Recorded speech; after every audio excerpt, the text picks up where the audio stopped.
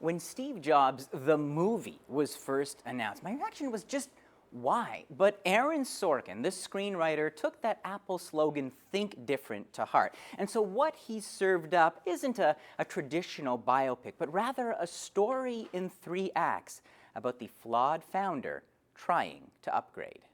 Who is Steve Jobs? Visionary, tyrant, father? In the new film, the answer is all of the above. For an unconventional character, Sorkin serves up an inspired treatment.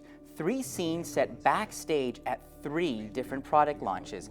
It starts in '84 by taking the genius off the pedestal, showing us Jobs shunning his daughter and her mother. Said I applied for welfare yesterday.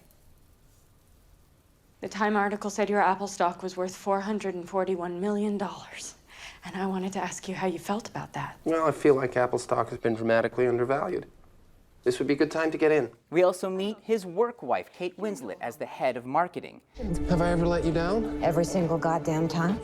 Then I'm due.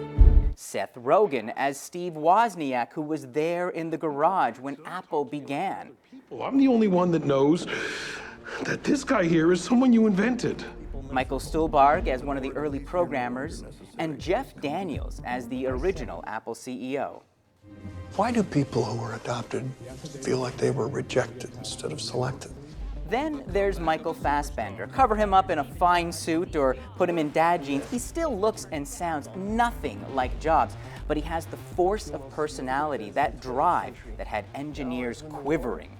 Well, all the last-minute confrontations and conflict feels a little contrived at times. With the dialogue of Aaron Sorkin, arguments about hard drives and marketing make beautiful music. Everything, someone else designed the box. So how come 10 times in a day, I read Steve Jobs as a genius? What do you do? I play the orchestra.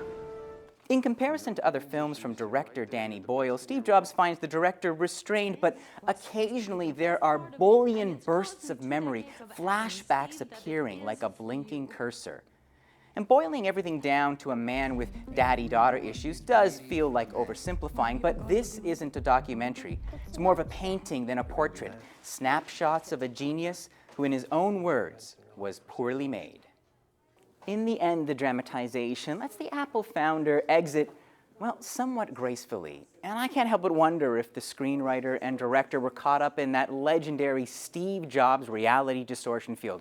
But with an excellent supporting cast and some great editing, this is a cracking piece of entertainment worth 4 stars out of 5. Eli Glasner, CBC News.